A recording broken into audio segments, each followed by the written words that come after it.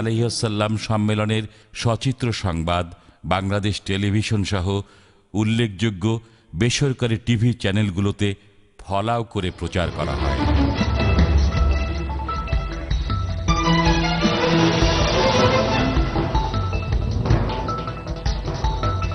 মুসলমানদের হারানো মর্যাদা পুনরুজ্জীবিত করতে সকলকে রাসূল সাল্লাল্লাহু আলাইহি ওয়াসাল্লামের মহান আদর্শ গ্রহণ করে সুন্দর চরিত্রের অধিকারী হওয়ার আহ্বান জানিয়েছেন সুফি সম্রাট হযরত দেওয়ানবাগী। ইমাম সৈয়দ আবুল ফজল চন্দ্রপুরী রহমাতুল্লাহ আলাইহি ওয়াসাল্লামের ১০১তম জন্মবার্ষিকী উপলক্ষে আয়োজিত বিশ্ব আশেকে রাসূল সাল্লাল্লাহু আলাইহি ওয়াসাল্লাম সম্মেলনে তিনি এই আহ্বান জানান। বিস্তারিত রাকিব হাসানের রিপোর্টে। সকাল থেকেই রাজধানীর মতিঝিল বাবে রহমত দেওয়ানবাগ শরীফে বিশ্ব আশিকে রাসূল সাল্লাল্লাহু আলাইহি সাল্লাম সম্মেলনে যোগ দিতে জড়ো হতে থাকে লাখো লাখো ভক্ত। সম্মেলনে ভারত, সৌদি আরব, যুক্তরাজ্য, ওমান, সাইপ্রাস ও যুক্তরাষ্ট্রের প্রতিনিধি সহ বাংলাদেশের বিভিন্ন জেলা হতে আগত আশিকে রাসূল ও ভক্তিকামী মানুষ যোগদান করেন। জুম্মার নামাজের পর দেওয়ানবাগী হুজুরে কেবলা তার ভাষণে আল্লাহর রহমত লাভে এবং মুসলমানদের হারানো মর্যাদা পুনরুজ্জীবিত করতে সকলকে রাসূল সাল্লাল্লাহু আলাইহি সাল্লামের মহান আদর্শ গ্রহণ করে সুন্দর চরিত্রের অধিকারী হওয়ার আহ্বান জানান।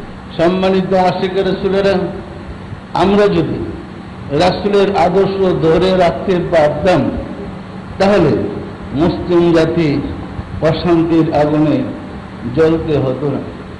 মুমিনদের জন্য আল্লাহই যথেষ্ট। শান্তির ধর্ম ইসলাম বিশ্ববাসীর কাছে তা আবারও প্রমাণিত করতে হলে সকলকে বিশ্ব আশিকে রাসূল সাল্লাল্লাহু আলাইহি সাল্লাম সম্মেলনে যোগদানেরও আহ্বান জানান তিনি। যারা রাসূলকে ভালোবাসে তাদেরকে আশিকে রাসূল। আশিকে রাসূল সম্মেলনের মাধ্যমে জাতির কাছে প্রমাণিত হবে যদিও সন্ত্রাসী সৃষ্টি হয়েছে কিন্তু শান্তির ধর্ম ইসলাম আছে। এরপর মুসলিম উম্মার শান্তি ও সমৃদ্ধি কামনা করে সম্মেলনের আখিরি মোনাজাত পরিচালনা করেন দেওয়ানবাগী হুজুর। রাকিব হাসান, মাই টিভি, ঢাকা।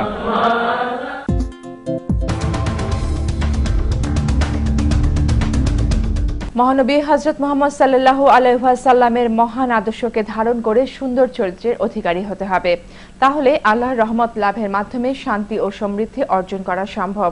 মতিঝিলের দেওয়ানবাগ শরীফে বিশ্ব আশিকে রাসূল সাল্লাল্লাহু আলাইহি ওয়াসাল্লাম সম্মেলনে এসব কথা বলেন দেওয়ানবাগের পীর। সকাল ৭টায় পবিত্র কোরআন তেলাওয়াত ও মিলাদ মাহফিলের মধ্য দিয়ে অনুষ্ঠান শুরু হয়। সম্মেলনে দেশি বিদেশি কয়েক লাখ মুসলমান অংশগ্রহণে জুমার নামাজের পর ভাষণ দেন দেওয়ানবাগী হুজুর। দেওয়ানবাগ শরীফের মহাসচিব ডক্টর সৈয়দ এম সাইদুর রহমান আল মাহবুবী, মহাপরিচালক সৈয়দ এ.এফ.এম নূরে খোদা আল আজহারি এতে বক্তব্য রাখেন। পরে মুসলিম উম্মার শান্তি ও সমৃদ্ধি কামনায় মুনাজাত করা হয়।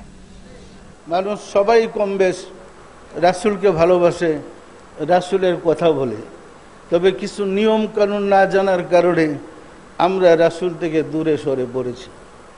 যেহেতু রাসূল শেষ নবী আসবে না, রাসূলের সিরাজা মনিরা ধারণ করে নায়েবে রাসূল আউলে কিরামগণ মুজাদ্দেদ রূপে, ইমাম রূপে জগতে তাশরিফ দিয়ে মানুষকে শিক্ষা দিবেন।